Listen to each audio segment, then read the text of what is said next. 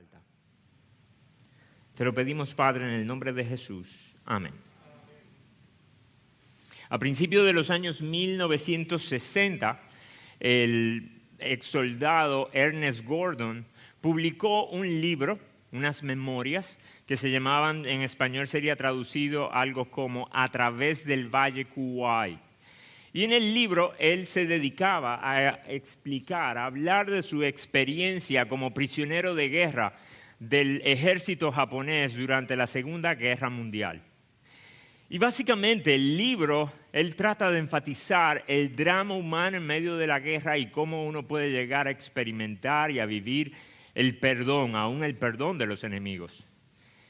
Pero él relata una historia sumamente dramática que quisiera compartir con ustedes hoy y que va a servir como punto de referencia de nuestra meditación. En el libro relata en una ocasión, sacaron a los prisioneros de los japoneses estaban construyendo unos rieles para un tren y trabajaban en condiciones inhumanas. Un calor excesivo, sin hidratación, sin buena nutrición, muchos abusos, muchas demandas, extra horas. Así que era agobiante trabajar en este contexto. Se dice, hay estadísticas que dicen que posiblemente cerca de 80,000 personas murieron haciendo estos rieles, del abuso y de la condición infrahumana en la que se trabajaba. Pero este señor cuenta en una ocasión, al final del día, cuando los soldados japoneses dicen, ok, se acabó, alíñense. Los prisioneros se pararon, se alinearon como habían sido ordenados y comenzaron a recoger los instrumentos de trabajo. Y mientras recogían los instrumentos de trabajo, el guardián japonés comenzó a gritar, ¡falta una pala! ¡Falta una pala! Los prisioneros comienzan a mirarse y a decir, ¿qué es lo que pasa?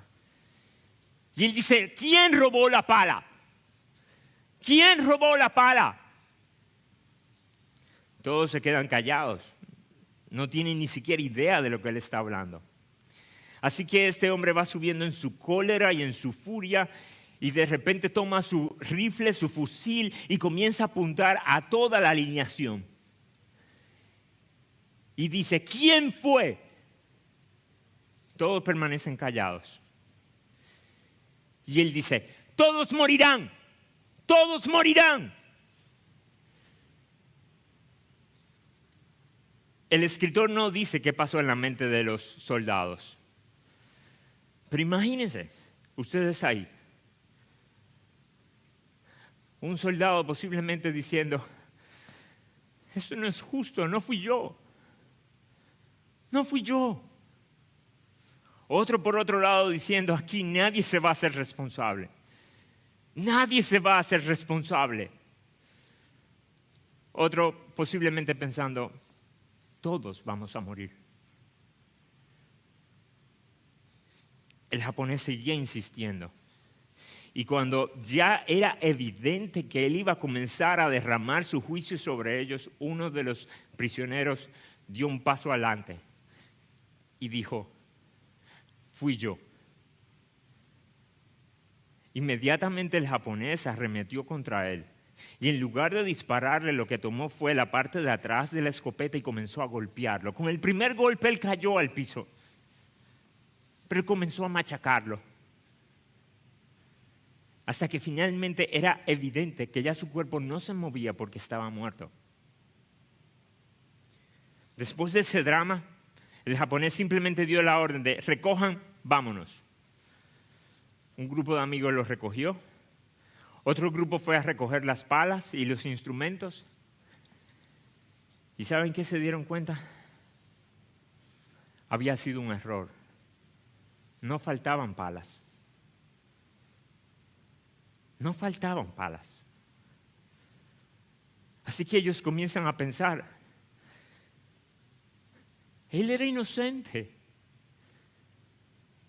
De hecho, todos éramos inocentes. ¿Por qué lo hizo?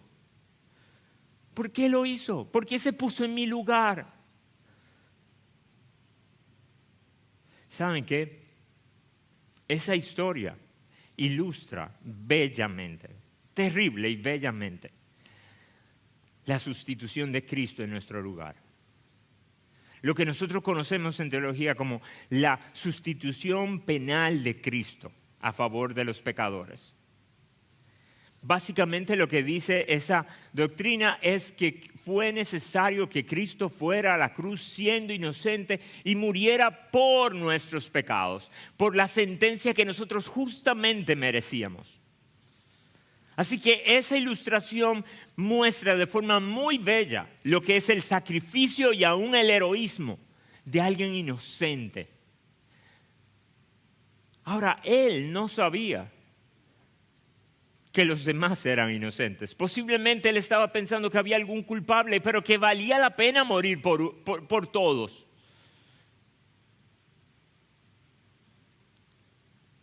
Aunque esa ilustración es preciosa para hablar de la sustitución y nosotros poder entender lo que significa la sustitución de Cristo a favor nuestro, ¿saben qué? Es una ilustración sumamente defectuosa y sumamente inferior a lo que representa el Evangelio, a lo que nosotros vamos a estar celebrando hoy.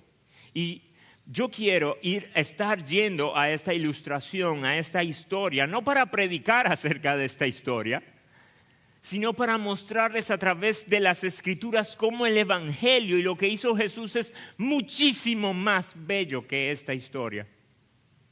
Y lo que quiero hacer es ir comparando los personajes en esta historia. El primer personaje que quisiera comparar son los prisioneros.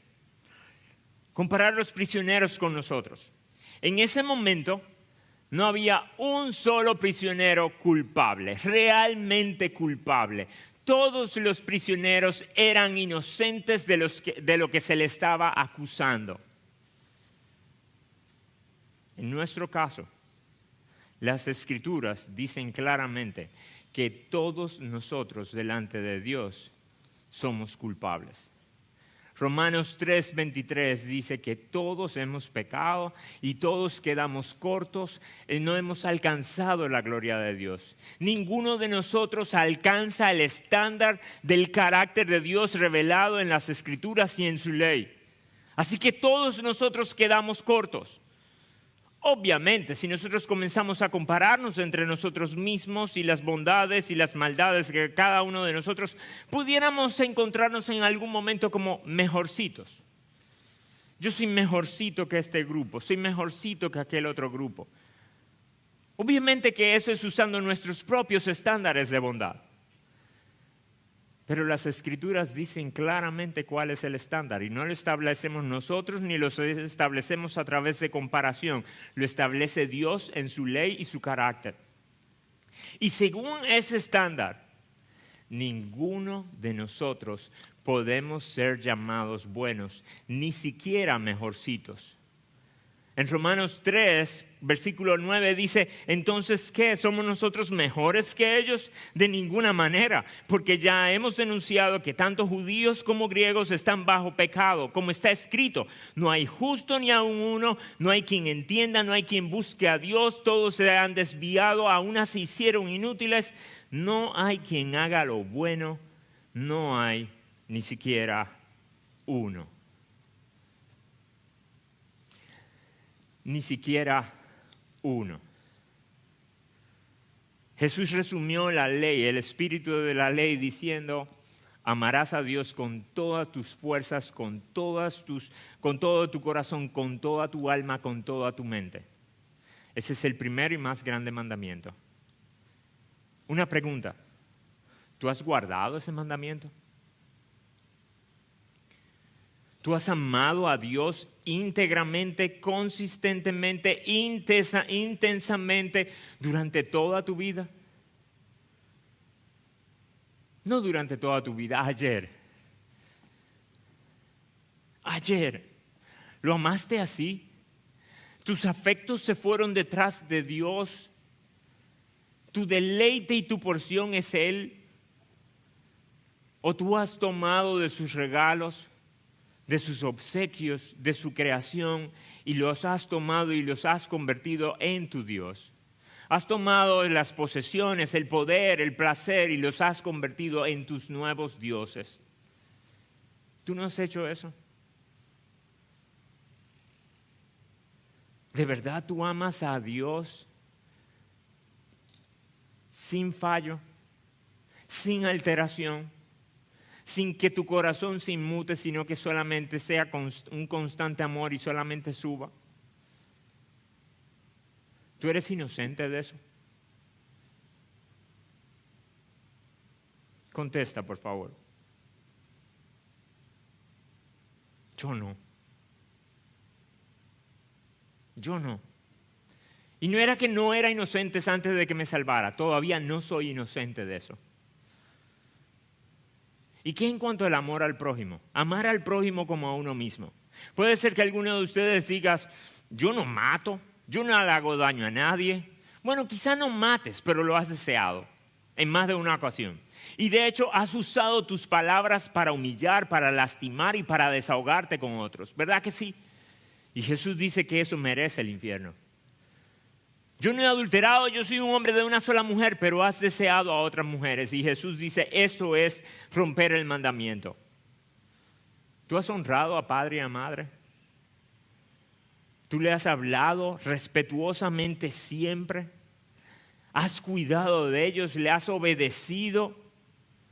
Aún ahora que están viejos, los respetas y tienes un cuidado especial de ellos. Tú no mientes. Ni siquiera de las blancas, de las que llaman mentiras blancas. Tú no mientes. Tú no has robado. Puede ser que no millones, pero has ido tomando cosas que no te pertenecían. Pequeñas cosas.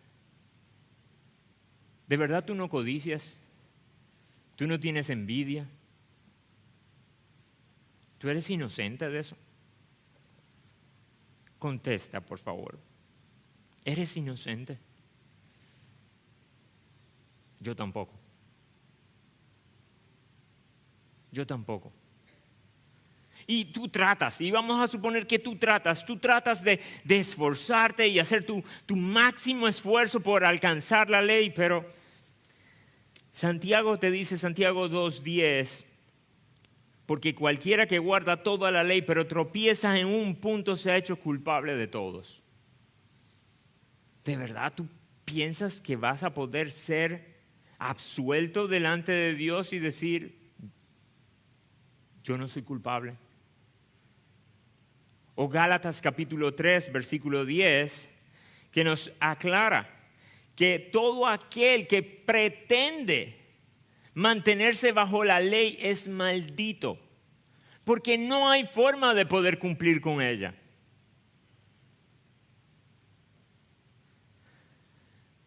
Entonces, ¿saben qué?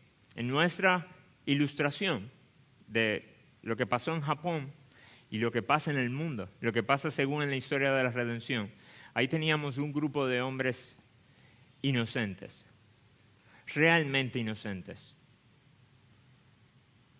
Pero nosotros delante de Dios, ninguno lo es.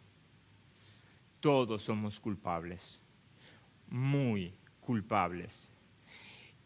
Y sin chance a remediarlo. Ahora, la segunda comparación. La segunda comparación es el guardián japonés. ¿Quién fue el ejecutor? ¿Quién fue quien llevó el juicio? Un guardián tonto que no sabía contar, furioso y cruel. Comparémoslo con nuestro Señor, con nuestro Padre, con Dios. Un Dios sabio, justo, bueno, paciente, santo. Y que por ser todo eso, tiene que juzgar con ira el pecado. Y a diferencia de la furia rabiosa de este soldado y desmedida, Dios no se aira así con el pecador, sino que es una ira contra el pecado, una ira justa en contra de una rebelión cósmica. Pero ¿saben lo que es hermoso y muy, muy, muy diferente de la ira de Dios? Según vemos en las Escrituras, en Romanos capítulo 1, versículo 18, que dice que la ira de Dios se revela contra toda impiedad e injusticia de los hombres, que con injusticia detienen la verdad. Que cuando nosotros vamos en especial al Antiguo Testamento y vemos la ira de Dios manifestada, si hay un elemento que nosotros podemos ver, es su paciencia. Si ustedes recorren a través de las Escrituras actos en el que nosotros pudiéramos decir, wow, Dios fue duro ahí, usualmente, previamente hubo mucha paciencia. Solamente mencionarles un par de casos. ¿Se acuerdan de Noé? El diluvio de Noé, cómo Dios había determinado que el juicio justo para la humanidad era la destrucción, tenía que limpiar la tierra.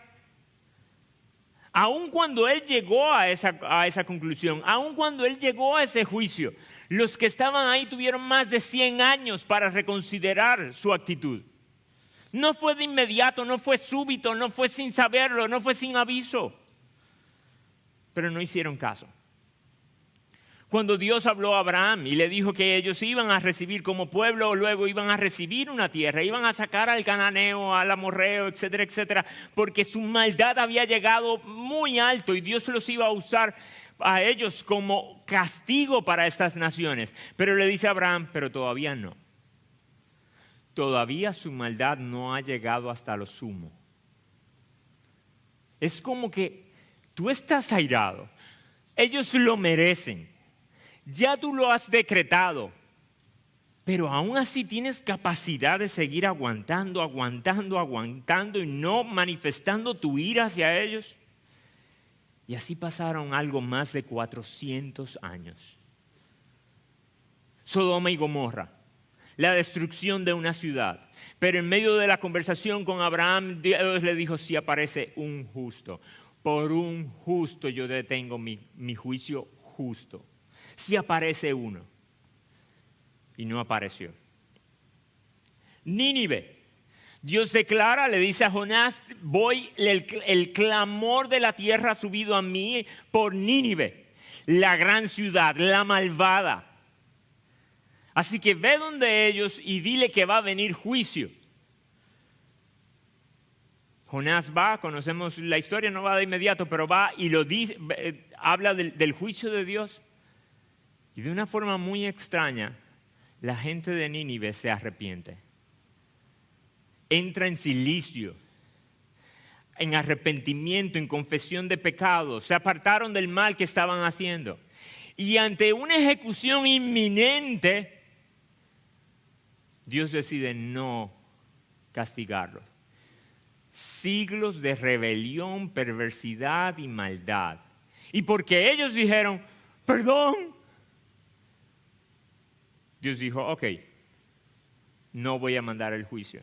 Y de hecho Jonás reaccionó con enojo delante de Dios y decía, tú ves, esto es lo que yo decía cuando estaba en mi tierra, tú eres demasiado bueno, tú eres clemente, compasivo, lento para la ira, rico en misericordia y que te arrepientes del mal con que amenazas. Así que muy diferente a este soldado que un momento de ira estalló.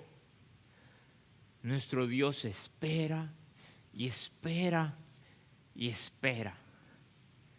Y de hecho yo estoy seguro que hasta tú mismo en algunos momentos te has cansado de ti mismo. Hay momentos en el que yo pierdo la paciencia conmigo. Y digo, ¿por qué esto? ¿Por qué sigo en esto? ¿Por qué caigo en esto de nuevo? ¿Por qué no supero esto? ¿Por qué hay cosas en las que caigo tan bajo? ¿Por qué mi amor es tan fluctuante? ¿Por qué mi amor puede descender tan bajo? A veces que parece que no hay. A veces yo me canso de mí. Y Dios no se cansa.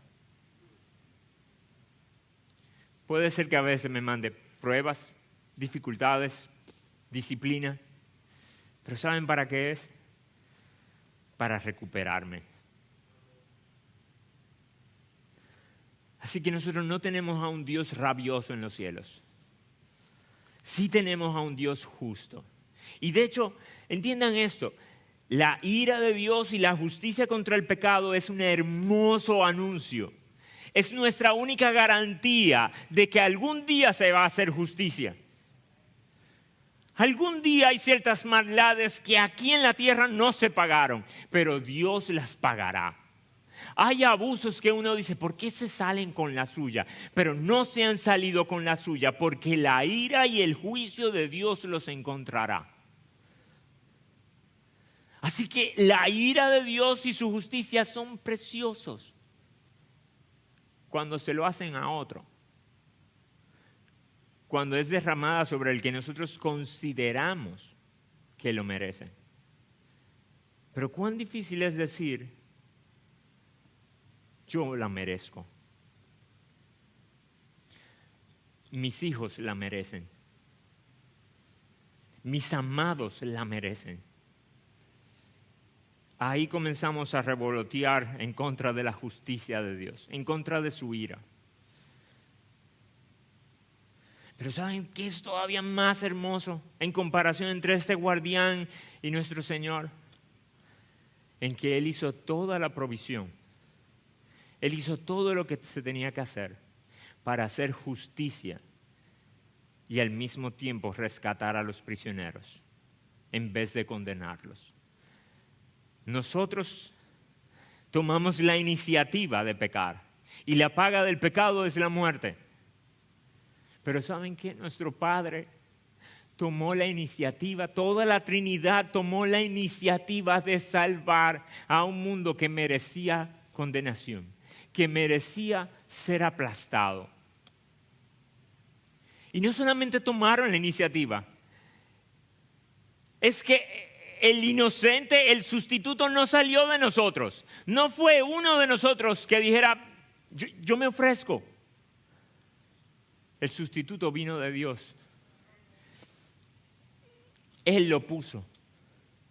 De tal manera amó Dios al mundo que dio a su Hijo. Tomó a la segunda persona de la Trinidad y lo preparó, hizo todo lo que tenía que hacer para que viniera a ser uno como nosotros. Y podernos representar completamente. Así que si tú tienes problemas con la ira de Dios, porque no te gusta, porque es molesta, ¿sabe qué? Yo también. A mí no me gusta pensar eso. Yo quisiera pensar en que todos vamos a estar bien, menos algunos que se han portado muy mal. Pero eso no sería justo. Así que su ira es justa. Su ira es paciente. Y a pesar de su ira, Él ama y Él entrega. Y si ha habido alguien que ha perdido por Él ser justo, ha sido Él. Si hay alguien que ha sacrificado de lo suyo para salvarnos a nosotros, ha sido Él. Así que su amor y su compasión tienen que hacerme balancear bien su ira y su justicia. Y mis hermanos, no hay un pecado lo suficientemente pequeño que Dios no deba enjuiciar. Pero no hay un pecado lo suficientemente grande, grave, bajo, vulgar, que nuestro Dios no quiera perdonar. No hay una cantidad de pecados que Dios puede tolerar. En su justicia Él no puede tolerar una pequeña cantidad de pecado, sino que tiene que venir juicio. Y en su gracia Él está dispuesto a perdonar miles de pecados. Y cuando me refiero a miles de pecados, no estoy hablando de la humanidad, estoy hablando de los tuyos. Estoy hablando de los míos. Tercer elemento para comparar, el sustituto. ¿Quién fue que se puso? ¿Quién fue que entregó su vida a favor de los prisioneros? ¿Quién entregó la vida a favor de nosotros? ¿A quién dio Dios?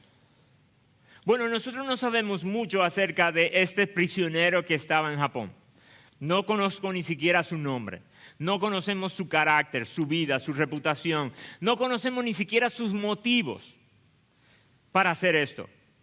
De hecho, sin tener la intención de reducir el acto heroico que hizo, puede ser que él ni siquiera estuviera consciente de lo que le iba a costar. Él sabía que en medio de esta situación le iba a tocar algo, le iban a tocar azotes, tortura posiblemente, restricciones. Pero quizás él no estaba contando con que iba a ser golpeado hasta la muerte. Pero nuestro Señor Jesús sí. Y estuvo dispuesto a venir en el cumplimiento del tiempo. Y cuando ya era la hora, le dijo a sus discípulos: vamos a Jerusalén, porque es necesario que yo sea entregado y que los líderes de las naciones abusen de mí, me golpeen, yo muera y resucite. Y Jesús se encaminó hacia Jerusalén, resuelto a hacer lo que tenía que hacer. Él sabía lo que le esperaba. La noche antes, él le pidió al Padre: si es posible, pasa de mí esta copa. Si es posible. Y recibió el silencio del Padre. Eso significaba que tenía que beber la copa. No había otra alternativa para salvar a esos prisioneros culpables. El hijo inocente tenía que morir por los prisioneros culpables. Así que Jesús primero enfrenta un juicio tonto, injusto, mentiroso. Es golpeado, es burlado, es escupido, es azotado, sus espaldas son quebradas, toda su piel en la frente es abierta. Y tiene que llevar la cruz. Y yo me imagino que mientras Jesús llevaba la cruz por las calles de Jerusalén y sus discípulos lo veían, solamente por su poca perspectiva y entendimiento de lo que estaba pasando, lo único que ellos estaban lamentando es: mi maestro. Mi maestro, mira cómo está mi maestro.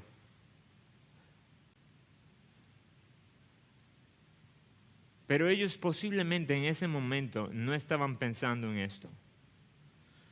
Por mí, en mi lugar, era a mí que me tocaba eso. Y luego, cuando ellos recibieron la unción del Espíritu Santo y comenzaron a practicar la cena del Señor, comenzaron a entender qué significaba esto: el cuerpo molido de Cristo por nuestros pecados, en lugar nuestro. Y posiblemente el sitio en el que se describe mejor los sufrimientos de Jesús y del Mesías es en Isaías 53. Isaías 53 es un texto sumamente conocido, pero hoy yo no quiero explicarles algo nuevo, solamente quiero recordarles el cuerpo de Cristo. Versículo 3. Fue despreciado y desechado de los hombres, varón de dolores y experimentado en aflicción. ¿Ustedes pueden pensar eso? Jesús, el que era el verbo de Dios, el que estaba con Dios, el que era Dios, el que por cuya palabra vinieron a hacer todas las cosas y nada de lo que ha sido hecho fue hecho aparte de él, el que era la vida de los hombres, el que merece las mejores y más profundas y bellas poesías, el que merece la más excelsa, alegre, extravagante y duradera alabanza y manifestación de fanfarria, fue despreciado. No fue respetado. Fue menospreciado. Fue rechazado. Ese fue nuestro sustituto. Versículo 4. Ciertamente Él llevó nuestras enfermedades, cargó con nuestros dolores. Con todo, nosotros le estuvimos por azotado, por herido de Dios y afligido. Aquel de quien las enfermedades salían huyendo, aquel que con solamente decir la palabra venía la vida. Ahora es el que lleva la enfermedad, la suciedad, la carga, la iniquidad y el dolor. El Rey de Reyes, el Señor de Señores, ahora se ha convertido en un siervo sufriente, experimentado, experto en dolores. Hay algunos de nosotros que sufren muchos tipos de dolores. No hay nadie que tenga más experiencia con el dolor que Jesús. ¿Saben por quién fue? Por mí, por ti, por nosotros. Eso es lo que hemos venido a recordar hoy. Mas Él fue herido por nuestras transgresiones, molido por nuestras iniquidades. El castigo por nuestra paz cayó sobre Él, y por sus heridas hemos sido sanados. El príncipe de paz se convirtió en la ofrenda de paz. Por mí, por ti, por nosotros. ¿Cómo nosotros deberíamos venir a participar de estos elementos? ¿Saben qué? Nuestra primera reacción, en mi caso, es con vergüenza, insuficiencia, culpa, sentido de que no lo merezco. ¿Y saben qué? Tengo razón. No es una baja estima, es la verdad. Pero qué bueno que hubo uno que estuvo dispuesto a salir al frente por mí y por ti y por nosotros y decir: yo pago, yo recibo. De modo que hoy todo aquel que mira a Él por la fe, todo aquel que mira por la fe el cuerpo colgado de Cristo en la cruz, es liberado de esa culpa, es liberado de esa carga, es liberado de esa sentencia. Entonces sí, cuando tú tengas el pan y el vino, posiblemente tú recuerdes pecados que posiblemente cometiste esta mañana. ¿Sabes qué, mi hermano querido? Si tú has confiado y te has arrepentido y estás en Cristo, Cristo ya pagó por eso. Así que a diferencia de esos hombres, ese hombre solamente murió una sola vez por ellos, por ese evento. Jesús murió una sola vez. Fue un solo evento. Pero todavía tiene repercusiones hoy. Así que si tú crees que Jesús te salvó de tu antigua manera de vivir, es cierto, pero también te salvó de lo que pasó hoy en tu casa. Y te va a salvar de lo que va a pasar mañana. Ese es nuestro sustituto. Y lo hizo por nosotros, a favor de nosotros. Así que mis hermanos, vengamos, no solamente con culpa o con vergüenza, dejémosla a un lado y digamos: es cierto, pero Jesús pagó. Y no solamente pagó, la sustitución de Jesús solamente fue el comienzo para abrirnos toda una red de bendiciones. No fue solamente el perdón de nuestro pecado. Es que fue la liberación del pecado. Ese pecado de esta mañana, en Cristo tú tienes la libertad y tienes el poder de decirle que no a partir de ahora. con fallos, pero dar una batalla dura contra el pecado porque Él nos ha redimido y ya no somos esclavos del pecado. En Cristo, cuando Él empezó esa sustitución, por Él, nosotros podemos disfrutar de reconciliación. No solamente que Dios nos perdonó de los pecados, no solamente que nos liberó del dominio del pecado, es que nos ha venido a traer a una relación con Él. Y no solamente como siervos, si acaso lo que mereceríamos sería siervos del reino de Dios, pero nos llamó hijos. ¿Ustedes se imaginan al hijo dando el paso al frente y diciendo: yo estoy dispuesto a morir por estos rebeldes culpables? Pero no solamente para que los perdones, Señor, sino para que se conviertan en mis hermanos y yo no me avergüence de ellos. Y todo lo que les tocaba a ellos, lo sufra yo. Y todo lo que me toca a mí, tú lo compartas con ellos. Eso es lo que estamos celebrando hoy. Eso es lo que debemos recordar hoy. Y tomarlo con acción de gracias. Y tomarlo con alabanza. Y tomarlo con determinación y devoción. La próxima vez que tú te encuentres frente a esa tentación, qué bueno sería, qué bueno si estuviéramos tan lúcidos en ese momento como para decir: yo caer en ese pecado de nuevo, yo volver a ver eso de nuevo, yo volver a usar esas palabras de nuevo, yo volver a... Eso llevó a Jesús a la cruz.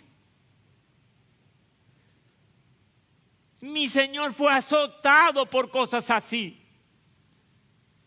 ¿Cómo puedo hacerlo de nuevo?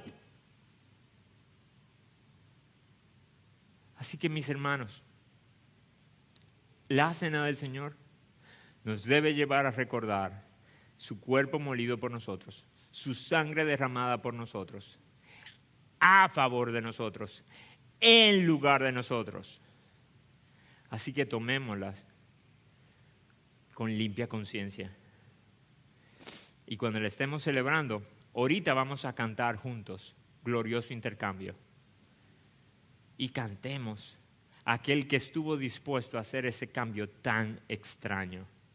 Un cambio, un sacrificio, un heroísmo que jamás en la tierra se conocerá. Todo aquello que nosotros llamamos héroe es porque se parece en algo a Jesús. Vamos a orar.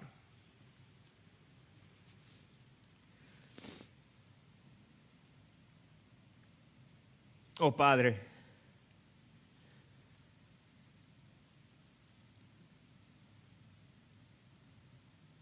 ¿cuánto costó poderte llamar Padre? ¿Cuánto diste, Señor, para ganar y poder adoptar a rebeldes culpables? Oh Señor, abre nuestros ojos. Como quisiéramos poder ver el tamaño de nuestro pecado como tú lo ves. Como quisiéramos poder ver que esos pecados que nosotros llamamos pequeñitos merecen el juicio eterno tuyo. Y al mismo tiempo, Señor, recordar que en tu gracia esos pecados tan graves, tan repetidos, tan constantes, tan vulgares en nuestra vida pueden ser perdonados en la sangre de Jesús. Ayúdanos a recordar esto, Señor. No queremos solamente poder discutir teología, poder hablar acerca de teología, podérsela explicar a otros, Señor. Quisiéramos que la teología encienda nuestros corazones y afecte nuestra boca, nuestros cuerpos, lo que hacemos en público y lo que hacemos en privado. Oh Señor, yo te quiero pedir que mientras tenemos los elementos en la mano, tu Espíritu Santo obra en nosotros una profunda convicción de pecado y podamos venir a ti con corazones contritos, humillados, que es el tipo de sacrificio que a ti te agrada. Porque no podemos llevar de ningún otro. El sacrificio que perdona pecados ya lo cubrió Cristo. Ayúdanos, Señor, a pasar ahora un tiempo cerca de ti. Yo te quiero pedir por algunos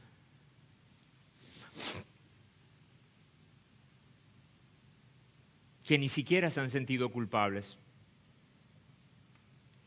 por algunos que ni siquiera han experimentado lo que significa ser condenado o sentirse maldito de Dios. Obra con tu Espíritu Santo y hazle ver su maldad y al mismo tiempo rápidamente, Señor, hazle ver tu benignidad, tu misericordia, tu bondad, tu gracia, todo esto en Cristo Jesús. Te lo pedimos, Padre, en el nombre de Jesús. Amén. Ahora